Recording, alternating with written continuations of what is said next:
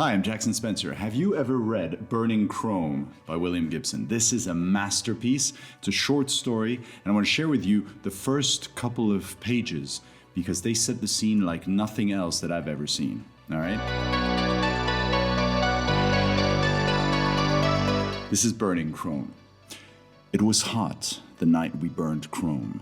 Out in the malls and plazas, moths were battling themselves to death against the neon, but in Bobby's loft, the only light came from a monitor screen and the green and light LEDs on the face of the Matrix simulator. I knew every chip in Bobby's simulator by heart. It looked like your Workaday Ono Sendai 7, the Cyberspace 7, but I'd rebuilt it so many times that you'd have had a hard time finding a square millimeter of factory circuitry in all that silicon.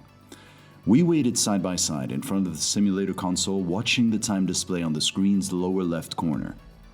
"Go for it," I said. When it was time, but Bobby was already there, leaning forward to drive the Russian program into its slot with the heel of his hand. He did it with the tight grace of a kid slamming change into an arcade game, sure of winning and ready to pull down a string of free games. A silver tide of phosphenes boiled across my field of vision as the Matrix began to unfold in my head. A 3D chessboard, infinite and perfectly transparent. Fucking love this. The Russian program seemed to lurch as we entered the grid. If anyone else had been jacked into that part of the Matrix, we might have seen a surf of flickering shadow roll out of the little yellow pyramid that represented our computer. The program was a mimetic weapon designed to absorb local color and present itself as a crash priority override in whatever content it encountered. "Congratulations," I heard Bobby say. "We just became an Eastern Seaboard Fission Authority inspection probe." That meant we were cleaning fiber optic lines with the cybernetic equivalent of a fire siren, but in the simulation matrix, we seemed to rush straight for Chrome's database.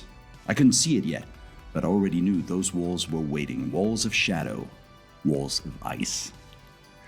Chrome, her pretty child face smooth as steel, with eyes that would have been at home on the bottom of some deep Atlantic trench, cold, gray eyes that lived under terrible pressure. They said she could cook her own cancers for people who crossed her, Rococo custom variations that took years to kill you. That said a lot of things about Chrome, none of them at all reassuring.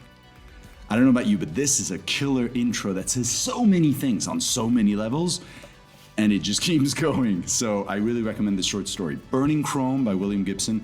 He wrote Neuromancer. He wrote a lot of things that inspired a lot of different things, that inspired a lot of other authors like Neil Stephenson and many more. So you will have a good time going through that. So let me know what you think, and let me know what else you'd love me to read. I am all in, because the beginning is the first impression of any story, and that's key.